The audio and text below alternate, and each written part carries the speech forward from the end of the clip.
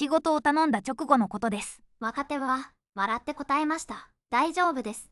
問題ありません。でも、会話はそこで止まった。返事はあるのに手応えがない。本当に何もないのでしょうか。それとも、聞き方が広すぎる？忙しいですかと聞いた時も、大丈夫です。と返ってきました。困りごとがないのではなく、答えを選べなかった可能性もある。気をやったつもりなのに、何が足りないかわかりません。ここで若者批判はしません。心を読む裏技も扱いません。では、何を見直すのですか？もっと踏み込んで聞けばよいのか、そっとしておくべきなのか。その二択からも離れたいですね。問いを2つに分けてみます。不満があるか、という問いと、ここで働きたいか、という問い。この2つは同じではありません。聞く量を増やす前に答えられる具体さえ変えます。不満がなければ安心していました。静かなことは、納得の証拠ですか？この動画では仕事の渡し方と答えやすい質問を具体化します。次の会話で一つ使える形ですね。まず、理由探しから離れましょう。退職相談が届くと時間を戻して原因を探したくなります。何も言わなかったのに、と思う。本当に何もなかったのですか？面談では不満を聞きました。忙しさも減らしたつもりです。それで安心していたのですね。残業は多くない。表情も普通。目立つ問題がないほど確認を終えやすくなります。不満を減らすことは大切です。ただ、別の問いが残ります。残りたい理由はあるのか？同じ質問だと思っていました。不快をなくすことと前向きな理由を育てること。課題が2つあるわけですね。不満への対応だけが続くと、会話が修理の時間になります。良い状態を作る話が抜ける。でも、不満が見えなければ、順調だと判断しませんか？平穏と納得は同じでしょうか？公開書士では本書が静かな退職などの現実から若手育成を扱うと確認できます。静かな状態こそ見えにくい。ただし、沈黙を危険信号だと決めつけるのも違いますよね。はい、予兆を当てる話ではなく、確認する問いを増やす話です。辞める理由を聞くだけでなく、続けたい仕事も聞いてみる。仕事のどこに手応えがあるか。逆に、何が曖昧なのか。抽象的な満足度ではなく、仕事の経験へ近づけます。それなら答える側も選べます。本音を全部話す必要もない。一つの仕事についてなら、今の考えを置きやすいですね。答えが変わっても構わない。もう一つ、忘れたくないのは若手を一括りにしないことです。同じ沈黙でも理由は違う。忙しい人も、迷う人もいる。だから、ラベルより先に目の前の仕事経験を見ます。次は、その見方を整理しましょ世代で傾向を見るのもダメですか？う。全部捨てる必要はなさそうです。傾向は入り口にはなります。でも、目の前の一人の答えを代わりに出してはくれません。便利だから頼りすぎるのですね。何を見れば個人に戻れますか？年齢で説明できると、こちらは少し安心できます。でも、次の行動は決まりません。まず、任された仕事です。難しすぎるか、簡単すぎるか、完成像は見えているか、次に、期待の伝わり方です。なぜ自分に頼まれたのか、どこまで決めてよいのか、そして、本人の選び方です。同じ仕事でも、選べる範囲で、受け取り方が変わりそうです。世代差ではなく、仕事経験の差。ここからは本の要約ではなく、動画側の実践案です。でも、忙しい現場で一人ずつ、見るのは大変ではないですか？特別な面談を増やすのですか？時間を増やす前に、普段の依頼を観察材料にします。頼んだ時の反応を見る。途中の相談地点も見る。終わった後の言葉も聞きます。評価より、経験を聞く感じです。楽しかった。だけでなく、判断に迷った場所を聞く。具体なら、答えを作りやすい。若手側に説明責任を押し付けずに済みそうです。話せないことを責めずに、話せる範囲から始められる。例えば、今週の仕事だけなら、振り返りやすい気がします。将来像を急に聞くより、目の前の経験から始められる。具体から入り、必要なら広げます。ここで注意する点はありますか？観察を監視に変えないこと、反応だけで結論を出さないこと。仮説を持って、本人に確かめる。ラベルではなく会話へ戻す。その入り口になるのが、仕事を渡す瞬間です。次は、依頼の中身を見ましょちゃんと説明したのに、動きが鈍いことがあります。う。何を、どこまで説明しましたか？手順は細かく伝えました。判断する場面はありましたか？そこは任せたつもりでした。相手には放置に見えたかも。期限と、やることです。それで作業は始められます。ただ、判断には別の情報もいる。例えば、完成像でしょうか。1つ目は完成した状態です。どこまでできれば終わりか。品質の基準も含みますね。2つ目は任せる理由です。理由まで言う必要がありますか？受け手には何が変わりますか？優先順位を判断しやすくなります。急な変更にも対応しやすい。単なる動機づけではないのですね。はい、判断材料を渡します。3つ目は相談する地点です。困ったら相談して。では広い。最初の案ができた時などを。そうです。迷う前に置けます。相談したら評価が下がる。という不安も減らせそうです。相談の時刻が決まっていれば、声をかける理由もできます。抱え込む前に話せそうです。最後は裁量の範囲ですね。自分で決めて良い部分と確認が必要な部分を分けます。細かく管理する話ではない。自由にして、でもありません。依頼を一つ比べてみましょう。この資料、明日までにお願い。何のためか、基準が見えません。会議で選択肢を決める資料です。3案を比較できる形にして、午後3時に一度相談してください。判断できる情報が増えました。任せた後の沈黙も減りそうです。ただし、毎回全部を言うのでなく、必要な情報を選びます。相手の経験でも変わりますね。慣れた人には裁量を広く、初めてなら相談地点を近くする。同じ依頼文を全員へ配るより、判断の足場を調整します。そして、渡した後に聞く。次は質問を具体化します。大丈夫と聞かれて困るのは、答えの範囲が広すぎるからです。大丈夫か、大丈夫でないか。二択だと、閉じやすいですね。でも、何を聞けばよいですか？抽象的な質問には、無難な返事が安全になります。話したくないのではなく、選択肢が見えないこともある。仕事の具体に近づけます。質問を3つ試しましょう。まず、増やしたい仕事はある？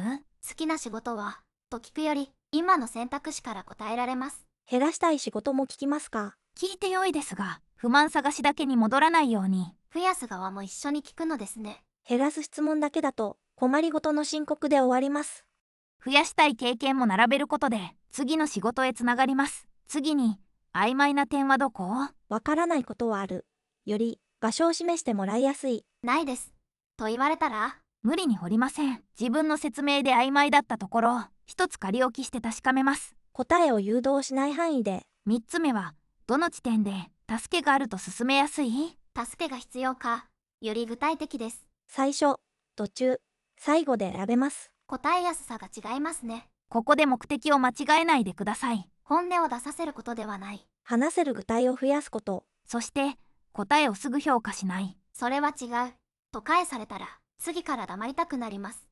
正解を求める面談になりますね。言った後に損をするなら、次は何も言わなくなります。受け取った後の行動までが質問の一部です。聞いた後まで設計するのですね。答えは判断材料として受け取り、次の仕事で小さく試します。全部叶えなくてもよい。できること、難しいこと、次に確かめることを返します。聞きっぱなしにしないのですね。質問だけ変えても足りない。任せ方と一緒に更新する。次は、配慮の難しさを見ます。優しさをやめる話ですか？無理をさせない方が良いはずです。負担軽減が悪いとは言いません。退職の原因だとも断定しません。では、何を分けるのですか？カフカと適切な挑戦です。本人にとっての違いですね。忙しそうだから外しておこう、と先回りすることもあります。善意でも、選ぶ機会を減らすことがあるのですね。仕事を減らした時、安心する人もいます。物足りなくなる人もいる。同じ配慮でも反応が違う。だから、こちらだけで守るか任せるか決めません。対話で確かめるのですね。今の負担をどう感じるか、次に何を試したいか。2つを同時に聞けば、守るだけにもなりません。でも、挑戦したいと言われたら、無理を見逃しませんか？挑戦と放置も分けます。選択肢とフォローが必要です。期限、相談地点、戻せる余地。撤退できることも伝える。それなら挑戦を選びやすい。例えば、2つの仕事から次に増やす方を選んでもらう。量だけでなく種類を選ぶ。途中で何度を変えてもよい。上司側の正解を当てるより、小さく選び直せる形にします。配慮が1回の決定ではなくなる。更新できる仮説になる。ここでも、本音を読むのでなく、仕事への反応を一緒に見ます。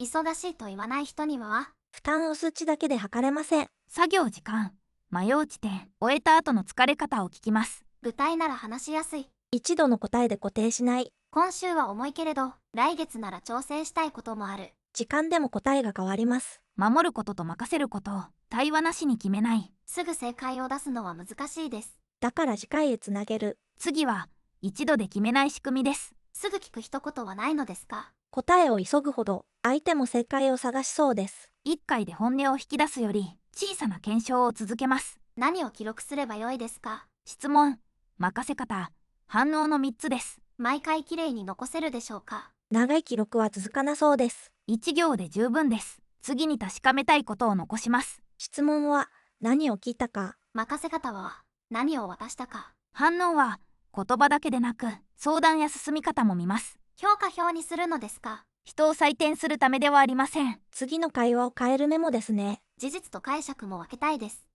返事が短かったは事実。やる気がないは解釈です。解釈を断定せず次回に持ちます。次回は前に聞いたことを一つだけ確かめます。増やしたいと言った仕事、実際に増やしたか聞く。約束が難しかったなら理由と次の案を返す。聞いた内容を放置しないことが会話の信頼を支えます。毎回深い話が必要ですか？必要ありません。小さな変化を一つ見ます。相談は少し早くなった。質問が具体的になった。変化がなければ仮説を変える。本人のせいにして終わらない。上司だけのせいにも決めない。仕事と会話の組み合わせを小さく調整します。忙しい時に続けられる形は？一人一行のメモならどうですか？十分です。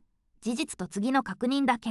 感想文にしないのですね。次回に返せる情報だけ残す。一度で理解し切ろうとしない。でも聞きっぱなしにもしない。その間なら続けられそうです。変化が小さくても約束を返した事実は残ります。それが次の話しやすさになる。では、明日の一問を選びましょう。最後に入り口へ戻ります。最初の大丈夫ですに戻ります。何もないと受け取っていました。今は問いが広かったかもしれない。不満があるかという問いと、ここで働きたいかという問い。2つを分けるところからでした。そして目の前の一人を見る。世代の正解を探すより次の仕事を一緒に見る。会話の焦点が近くなりました。仕事を渡すときは完成像と任せる理由を伝える。相談地点と裁量も分ける。質問は仕事の具体へ近づける。答えを評価せず次で試す。一度で答えを出さない。ここまでで3つの視点です。では次の面談で1つ選ぶなら、増やしたい仕事はある。答えがなければ待てますか？すぐ理由を求めたくなります。その場で答えがなくても大丈夫。次まで考えてもらえます。選べる時間も答えやすさですね。今は思いつかないと言えるだけで会話は閉じずに済みます。答えの速さを評価しないことも具体質問を生かす条件です。待つことも会話の一部ですね。もう一つ選ぶならどこが曖昧だった？こちらの説明も見直せます。相手だけを変えようとしない。3つ目はどの地点で助けがあると進めやすい？一つなら使えそうです。どれを選ぶかは状況次第。万能な質問はありません。だから小さく試して戻ります。反応を見て次に変える。本音を当てるより現実的です。相手を理解しきれなくても昨日より具体的に聞けます。その答えを次の仕事へ返せます。公開書士から確認できるのは、本書が静かな退職などの現実から若手育成を扱うという点です。詳しい主張は本文で確かめたい。実践案は本書の要約ではなく、公開情報から組んだ動画側の整理です。若手を理解しきる必要はありません。会話を一つ変えるところから。次の面談でどれを聞きますか？選んだ一問をメモしてください。答えより次の会話を残しましょう。